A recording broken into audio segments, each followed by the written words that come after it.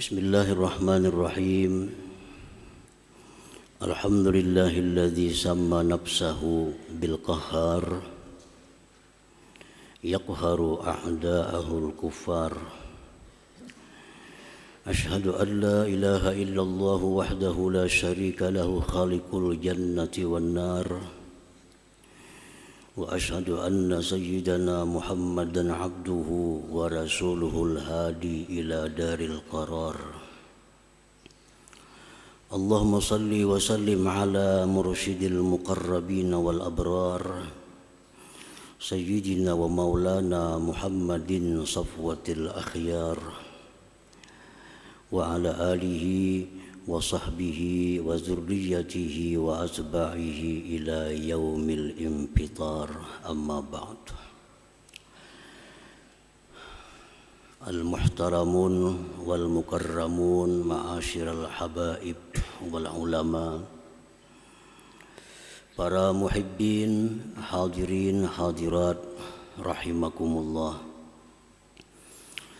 Puji dan syukur senantiasa kita haturkan kehadirat Allah Subhanahu wa ta'ala, yang mana dengan limpahan anugerahnya, taufik dan hidayahnya, kita pada malam ini kembali bisa berkumpul, bertemu di Masjid Bustanul Muhibbin yang penuh dengan rahmat dan berkah ini.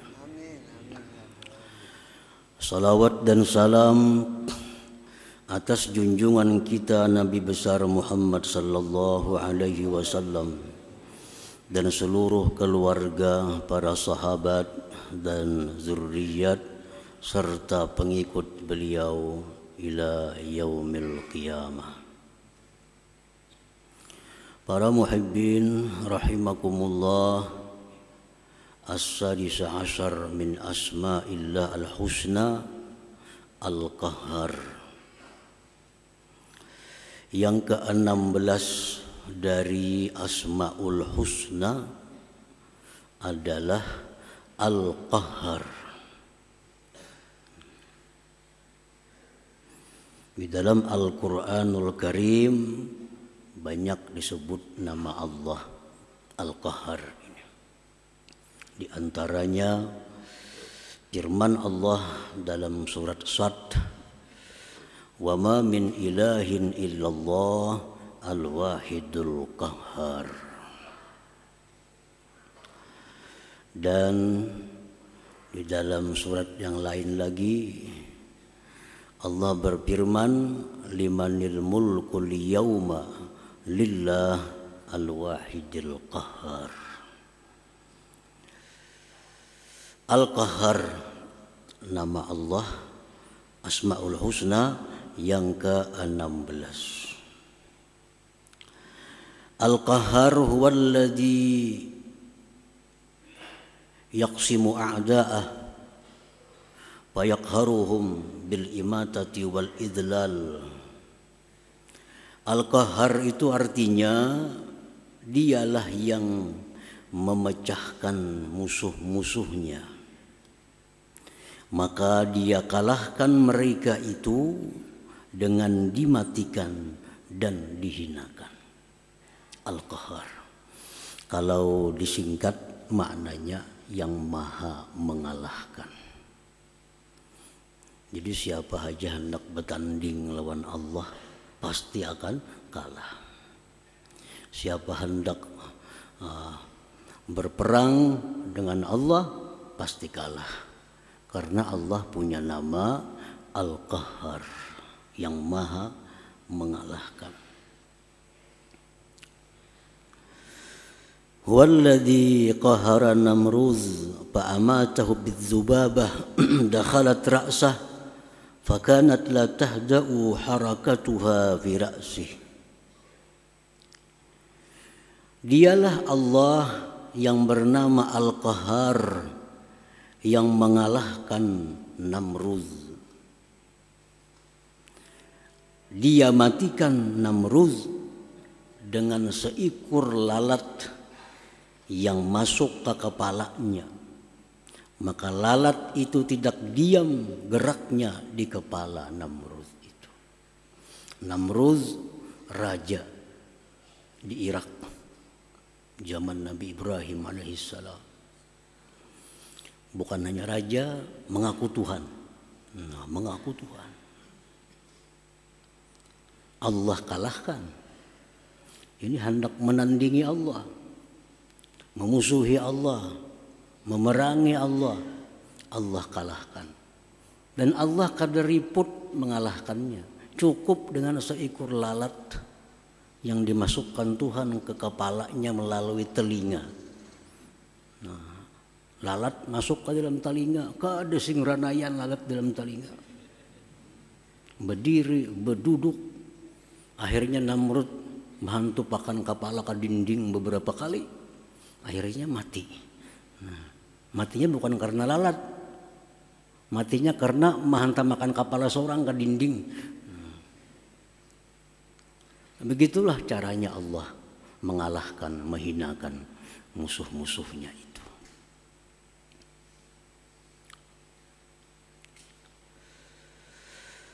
Wa qahara Fir'aun bi'ighraqih. Allah mengalahkan Fir'aun. Fir'aun sama dengan Namrud, raja sekaligus mengaku Tuhan. Mengaku Tuhan.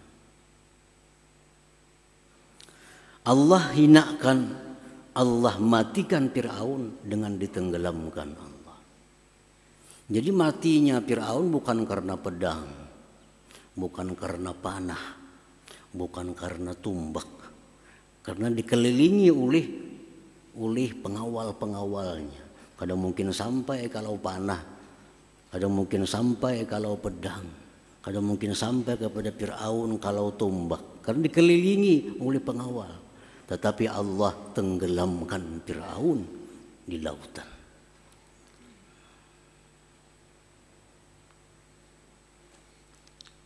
Wa qahara Aba Jahlin biqatlih yauma Badrin. Dan Allah mengalahkan Abu Jahal dengan dibunuhnya Abu Jahal pada perang Badar itu. Abu Jahal ini orang yang sangat memusuhi Rasulullah sallallahu alaihi wasallam. Memusuhi Rasulullah sama dengan memusuhi Allah Subhanahu wa taala. Nah, maka Allah kalahkan Abu Jahal di Badar dengan terbunuh. Para muhibbin rahimakumullah. Jadi Allah Subhanahu wa taala itu sangat kuasa mengalahkan siapa jua pun, sekuat apapun, sebanyak apapun, dengan namanya Al-Qahhar.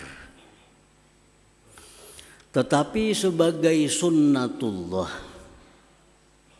adatnya Allah, Allah itu kadang mau langsung mengalahkan itu. Proses waktu. Ibrahim alaihissalam berdakwah berpuluh-puluh tahun mengajak Namrud. Sampai akhirnya Namrud ingin membunuh Nabi Ibrahim dengan melemparkan ke api. Berpuluh-puluh tahun perjuangan Nabi Ibrahim alaihissalam, baru Namrud ini dimatikan, dihinakan oleh Allah Subhanahu wa taala. Itu sunnatullah. Padahal Allah bisa secara langsung mematikan itu orang tanpa menunggu minggu, bulan, bahkan tahun. Allah kuasa. Fir'aun, Nabi Musa 40 tahun berdoa kepada Allah agar bisa menang dengan Fir'aun. Baru dikabulkan oleh Allah doanya Nabi Musa. Allah tenggelamkan Fir'aun. 40 tahun lebih Nabi Musa berjuang melawan Fir'aun. Abu Jahal, 13 tahun lebih Nabi kita dihina, dicaci maki oleh Abu Jahal. Baru Allah matikan, hinakan Abu Jahal itu. Ini sunnatullah. Banyak hikmah yang terjadi dengan demikian. Pertama, memberikan peluang kepada umat untuk menjadi mujahid, untuk menjadi pejuang-pejuang. Coba andai kata Allah, misalnya Rasulullah dibangkit jadi rasul, ujar Rasulullah, wahai kaum Quraisy, masuk Islamlah, masuk Islam semuaan, masuk Islam semuaan. Kada terkenal nama Sayyidina Hamzah sebagai serigalanya Allah. Kada terkenal nama Sayyidina Ali sebagai Saifullah, pedangnya Allah. Karena mereka menentang, mereka mencaci maki puluhan tahun. Nah, disitulah timbulnya para mujahid, orang-orang yang gugur sebagai syahid fisabilillah. Jakanya Allah menampakkan namanya Al-Qahar ini langsung. Begitu ada orang menentang Allah, mati. Siapa menyakiti nabinya, mati. Kada ada mujahid, kada ada syuhada, kada ada orang yang mati syahid. Maka surga untuk orang mati syahid sudah disediakan Allah. Siapa mengisi? Nah, oleh karena Allah memberikan tinggang waktu sekian puluh tahun, sehingga berapa ratus bahkan ribu syuhada-syuhada yang gugur berjuang di jalan Allah Subhanahu wa ta'ala. Bukan Allah kada mampu untuk mengalahkan orang-orang kafir. Palestina berapa tahun dijajah Israel. Nah, dibunuh oleh Israel, diperkosa, dipenjara rakyat Palestina, kaum muslimin dan muslimat. Allah biarkan Israel berbuat sedemikian rupa. Padahal Allah mampu untuk sekaligus melenyapkan Israel di muka bumi itu. Untuk apa? Untuk menimbulkan pejuang-pejuang Palestina. Nah, untuk menimbulkan orang-orang yang syahid dalam perang melawan Israel itu.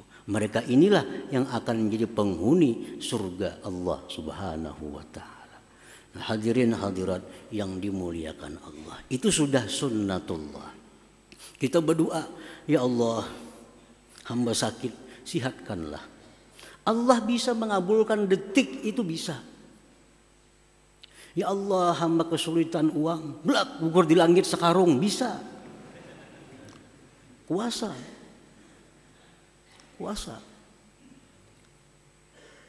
Tapi kada terjadi demikian. Perlu proses waktu. Sekian ratus hari berdoa, ya Allah, hamba sakit sembuhkanlah, hamba sakit sembuhkanlah. Hamba kesulitan, berikan jalan keluar. Bertahun-tahun doa baru dikabulkan Allah Subhanahu wa ta'ala. Untuk apa?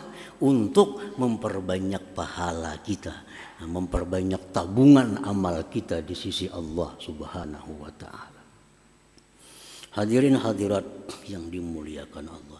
Ada seorang hamba yang setiap malam merintih kepada Allah, ya Allah, hamba sakit sembuhkan.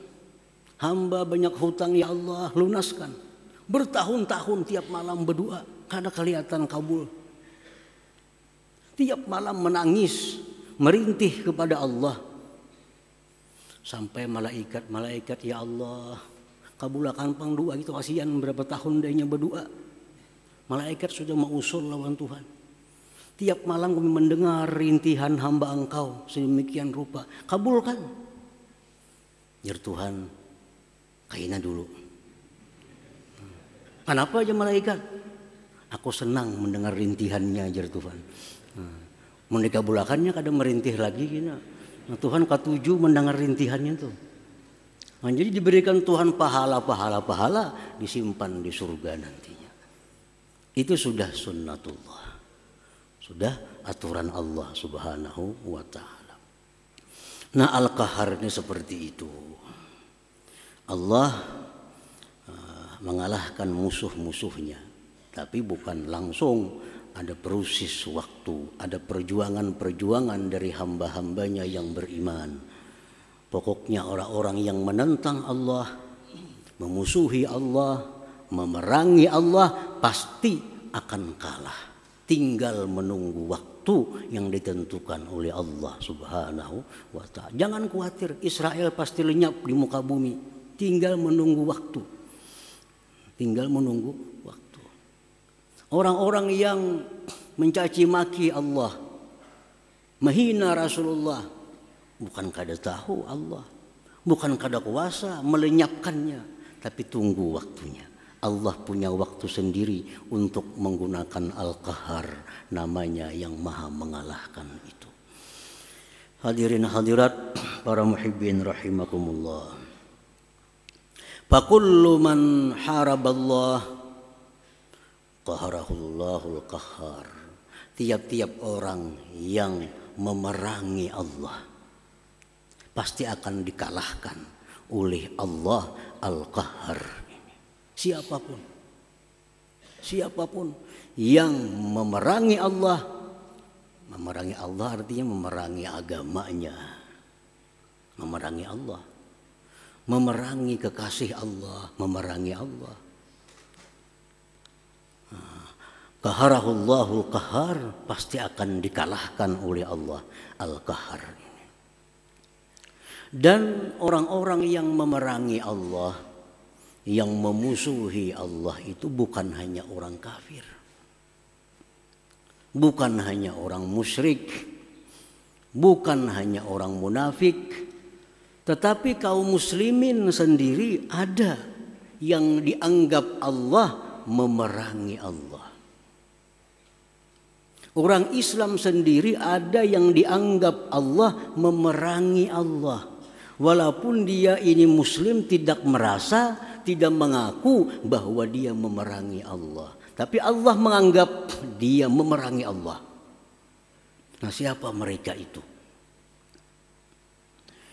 Wa minal muharibin Allah Ta'ala, sebagian atau termasuk orang-orang yang dianggap Allah memerangi Allah Subhanahu wa Ta'ala, akilur riba, orang-orang yang melakukan praktik riba. Nah, orang-orang yang melakukan praktik riba. Riba, contohnya riba itu kita berhutang 1 juta, kena bayar 1.200.000, itu riba. Riba. Nah, ini orang dia kadang merasa memerangi Allah. Dia pun kadang mengaku dia memerangi Allah.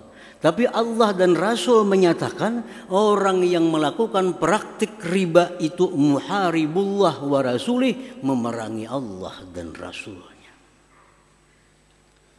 Karena Allah menganjurkan kita untuk bersedekah. Allah nyuruh kita untuk memberi makan orang, memperbanyak sosial. Sedangkan riba ini jelas bertolak belakang dengan sedekah, bertolak belakang dengan kasih sayang. Makin hari makin ganal bayarnya, kan jauh dengan kasih sayang. Nah, disitulah dia memerangi dengan Allah Subhanahu wa Ta'ala. Allah Subhanahu wa Ta'ala berfirman, ya ayyuhalladzina amanu taqullaha wa dharu ma baqiya minar riba in kuntum mu'minin fa in lam taf'alu fa'zanu biharbin minallah wa rasulih. Al-Baqarah. Wahai orang-orang yang beriman, takwalah kepada Allah, tinggalkanlah yang tersisa daripada riba. Nah, kita misal mau hutangi orang 1 juta, perjanjian bayar 1.200.000. Begitu turun ayat ini, hentikan itu. Riba ini termasuk praktik mulai zaman dahulu kala. Sebelum zaman Nabi kita sudah ada riba ini, sudah ada. Hentikan. Apabila kalian tidak berhenti, maka perlu kalian tahu bahwa kalian sedang berperang dengan Allah dan Rasulnya. Jadi orang yang melakukan riba itu orang yang berperang dengan Allah dan Rasul. Setiap berperang dengan Allah dan Rasul, pasti Allah yang menang, karena nama Allah Al-Qahhar ini yang maha mengalahkan. Yang maha mengalahkan. Yamhaqullahu riba, Allah akan menghanguskan, melenyapkan, membinasakan riba itu artinya. Jadi kalau kita riba, nah, kita sedang berperang dengan Allah, sedang berperang dengan Rasulullah. Satu saat kita akan kalah, tinggal menunggu waktu yang ditentukan oleh Allah Subhanahu wa ta'ala. Wa minal muharibin Allah mu'adatul awliya illahi ta'ala, termasuk orang yang memerangi Allah, memusuhi Allah, orang-orang yang memusuhi para waliullah. Orang yang memusuhi wali-wali Allah itu dikatakan Rasulullah sebagai orang yang memusuhi Allah, yang berperang dengan Allah Subhanahu wa ta'ala. Itu orang wali dimusuhi. Orang wali dimusuhi, berarti kita sedang memusuhi Allah, sedang berperang dengan Allah. Satu saat kita akan terhina, kita akan kalah. Qala Rasulullah SAW, Rasulullah bersabda, yaqulullah tabarak wa ta'ala, Allah berfirman, man ada li waliyan faqad azantuhu bil harbi, rawahul Bukhari. Barang siapa yang memusuhi waliku, maka ketahuilah bahwa aku berperang dengan dia. Nah, jadi hati-hati memusuhi orang, hati-hati menghinakan orang, hati-hati menyakiti, menzalim orang. Siapa tahu orang ini waliullah, siapa tahu orang ini wali Allah, habis kita, hancur kita, hancur. Dikalahkan oleh Al-Qahhar, nama Allah Al-Qahhar ini. Para muhibbin rahimakumullah, Imam Muhammad Al-Baqir radhiyallahu anhu berkata, innallaha khaba'a thalasan fi thalasin, khaba'a ridahu bitta'ah, bita'atihi fala tahqiranna minat ta'at syai'a, fala'alla ridahu fihi, wa khaba'a sukhtahu bima'siyatihi, fala tahqiranna minal ma'siyati syai'a, fala'alla sukhtahu fihi, wa khaba'a awliya'u fi khalqihi, fala tahqiranna ahadan, fala'allahu dzalikal wali. Imam Muhammad Al-Baqir berkata, sesungguhnya Allah menyembunyikan 3 perkara di dalam 3 perkara. Yang pertama, Allah menyembunyikan ridhanya di dalam ketaatan. Allah menyembunyikan ridhanya dalam ketaatan. Maka janganlah engkau anggap remeh itu ketaatan walaupun kecil. Barangkali di situ ada ridhanya Allah Subhanahu wa ta'ala. Sedekah 1000 jangan dianggap kecil. Siapa tahu di situ ridha Allah Subhanahu wa ta'ala. Sedekah 1 miliar, siapa tahu di situ ada ridha Allah Subhanahu wa ta'ala. Jangan menganggap inting sedekah, jangan menganggap inting perbuatan taat, karena siapa tahu di situ ada keridhaan dari Allah Subhanahu wa ta'ala. Yang kedua, Allah menyembunyikan murkanya dalam maksiat. Allah menyembunyikan murkanya dalam maksiat. Maka jangan kau anggap remeh itu maksiat, barangkali di situ ada murka Allah Subhanahu wa ta'ala. Maksiat itu walaupun kecil jangan dianggap remeh, jangan dianggap haja. Dosa kecil haja, jangan bahaja itu Bang. Apa ini dosa kecil, habis itu dosa besar. Jangan tuh dosa kecil aja menganggap remeh dosa. Siapa tahu di situ ada murkanya Allah Subhanahu wa ta'ala. Nah, yang ketiga, Allah menyembunyikan walinya di tengah-tengah makhluknya. Maka jangan sekali-kali kau menghinakan seseorang makhluk, barangkali dia waliullah subhanahu wa ta'ala. Wali ini ada yang masyhur, terkenal. Orang semuaan tahu pada Sidin itu wali. Itu nyaman aja kita kada wani musuhi Sidin. Kita kada wani musuhi Sidin. Terkenal orang itu wali.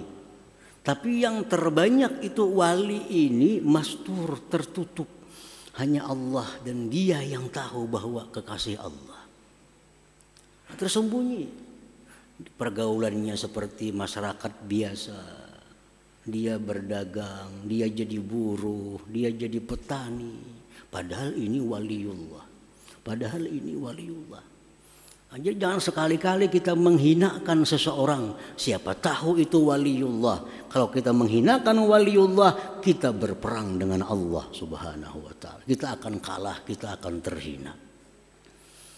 Hadirin hadirat para muhibbin yang dimuliakan Allah. Karena orang jadi wali itu bukan syaratnya tasbih kada sing pisahan di tangan. Kada itu syarat jadi wali. Orang syarat jadi wali itu bukan bersurban bebulang, bukan itu syarat jadi wali. Berjubah, bukan itu. Salah satu syarat jadi wali itu adalah salamatus sudur. Selamatnya hati min kasmin iradati syarr, daripada menghendaki kejahatan terhadap kaum muslimin. Itu syaratnya orang jadi wali. Hatinya bersih, sedikit pun tidak ada maksud untuk berbuat jahat kepada kaum muslimin. Walaupun orangnya kada bakupiah, orangnya kada baju takwa, walaupun orangnya biasa, tapi hatinya bersih, sedikit pun tidak ada tujuan untuk menyakiti, mengganggu kaum muslimin. Itu syarat untuk orang jadi waliullah. Nah ini tersembunyi. Jangan-jangan tetangga kita ini wali, kita kada tahu. Jangan-jangan orang seberang rumah kita wali, kita kada tahu. Nah kita musuhi, maka kita sedang memusuhi Allah, sedang berperang dengan Allah subhanahu wa ta'ala. Kita akan hancur, kita akan binasa dalam kehinaan. Para muhibbin rahimakumullah. Qala Syekh Ibnu Hajar al-Haytami, muharabatullah ta'ala la tuzkaru illa fi akhir riba wa mu'adatil awliya, wa man 'adahu Allah la yuflihu abada bal la budda min ayyamuta 'alal kufur. Syekh Ibnu Hajar al-Haytami berkata, memerangi Allah itu tidak disebut kecuali hanya dua. Satu, orang yang melakukan riba. Yang kedua, orang yang memusuhi waliullah. Orang yang jadi perampok kada disebut sebagai berperang dengan Allah. Orang yang jadi maling kada disebut sebagai orang yang memerangi Allah. Orang yang suka zina kada disebut sebagai orang yang memerangi Allah. Orang yang suka minum arak kada disebut sebagai orang yang memerangi Allah. Yang disebut Allah memerangi Allah hanya dua. Satu, orang yang melakukan praktik riba. Yang kedua, memusuhi kekasih Allah subhanahu wa ta'ala. Dua itu. Wa man 'adahu Allah la yuflihu abada. Siapa yang memusuhi Allah, dia tidak akan beruntung selama-lamanya. Tidak akan beruntung selama-lamanya. Balla budda min ayyamuta 'alal kufur, bahkan pasti dia mati dalam keadaan kafir. Nauzubillah min dzalik. Hati-hati, riba jangan dianggap kecil. Jangan dianggap biasa. Kalau menurut Ibnu Hajar, orang yang melakukan riba mati tanpa tobat, dia matinya 'alal kufur, dalam keadaan kafir kepada Allah Subhanahu wa ta'ala.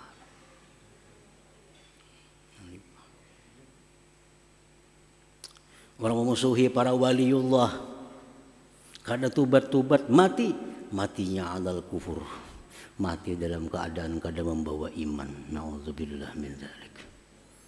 Jangan dianggap remeh riba itu, jangan dianggap remeh.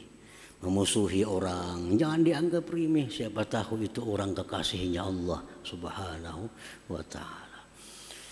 Para muhibbin rahimakumullah, itulah nama Allah yang ke-16 tadi, Al-Qahhar.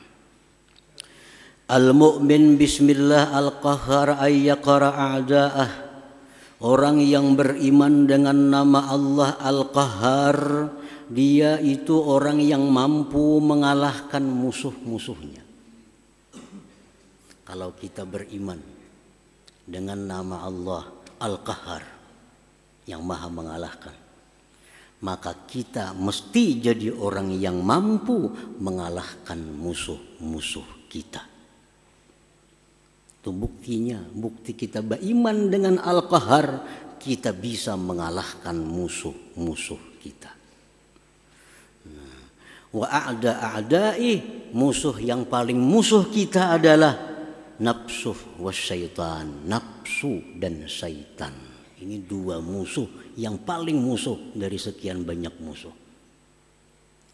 Orang yang beriman dengan Al-Qahhar, dia akan bisa mengalahkan nafsunya. Dia akan bisa mengalahkan syaitan yang menggodanya. Caranya mengalahkan itu macam apa? Bimukhalafatihima, dengan menyalahi kedua-duanya. Jangan menuruti kehendak nafsu dan syaitan itu. Allah Subhanahu wa ta'ala berfirman, innan nafsa la'ammaratun bisu. Nafsu ini selalu mengajak kita untuk berbuat jahat. Nafsu selalu mengajak kita berbuat maksiat. Nah, kalau kita beriman dengan Al-Qahhar, kita bisa kalahkan nafsu. Hendak buat maksiat, kita salahi, kita tegah, kita lawan, sehingga kada terjadi maksiat. Syaitan, Allah berfirman, inna syaitana lakum adu fattakhiduhu aduwa. Syaitan itu musuh kalian, ujar Tuhan. Syaitan itu musuh kalian, jadikan musuh, jangan dijadikan kawan. Jangan jadikan kawan. Jadi syaitan, nafsu sama-sama mengajak kita kepada kejahatan, kepada jauh dengan Allah Subhanahu wa ta'ala. Para ulama menjelaskan untuk mengetahui ini maksiat nih, hendak maksiat nih, apakah dari syaitan atau nafsu. Hati hendak berbuat maksiat, ini bisa ajakan nafsu, bisa ajakan syaitan. Caranya mengetahui apakah ini ajakan syaitan atau ajakan nafsu. Apabila timbul kita keinginan untuk maksiat, bawa berzikir, la ilaha illallah, astaghfirullah. Kenapa hendak maksiat?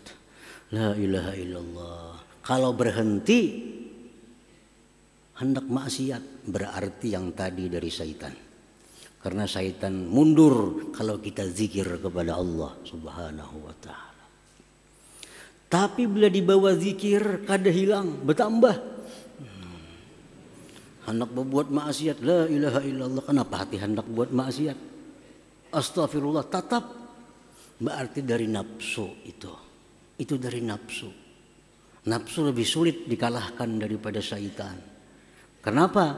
Karena syaitan hilang datang, hilang datang. Kalau nafsu bertunggu 24 jam dalam tubuh kita. Bertunggu. Lebih sulit. Syaitan bisa hilang, bawa berzikir hilang, lupa datang lagi. Bawa berzikir hilang lagi, ampih berzikir datang lagi. Itu syaitan. Kalau nafsu baca Quran, ada jadi masalah dalam diri kita. Nah, jadi mengalahkan nafsu ini lebih sulit daripada mengalahkan syaitan. Apabila kita beriman dengan nama Allah Al-Qahhar, benar-benar beriman, tidak akan sulit untuk mengalahkan nafsu yang mengajak kepada maksiat. Tidak akan sulit mengalahkan syaitan yang membawa kita kepada perkara munkar yang dilarang oleh Allah Subhanahu wa ta'ala. para muhibbin, mudah-mudahan Allah memberikan kita kekuatan, memberikan taufik dan hidayah kepada kita sampai akhir hayat kita.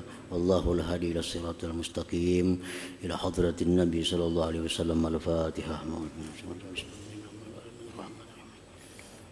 Iyyaka na'budu wa nasta'in.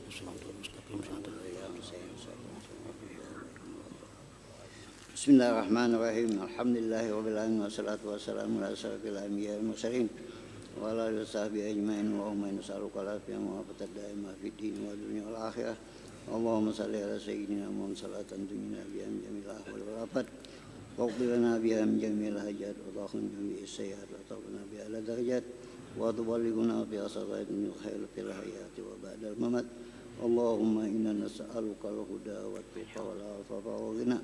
Allahumma inna nas'aluka al-mu'afata fid din wal akhirah. Allahumma inna nas'aluka at-taubat wa taufiq wa hidayah wal istiqamah wal husnul khatimah. Rabbana taqabbal minna innaka antas samiul alim wa tub alaina innaka antat tawwabur rahim. Rabbana atina fid dunya hasanah wa fil akhirati hasanah wa qina adzabannar. Sallallahu ala sayyidina Muhammadin wa ala alihi wasallam. Walhamdulillahi rabbil alamin. يا أيها الراجون منه شفاعة صلوا عليه سلموا تسليما. اللهم صل وسلم وبارك عليه.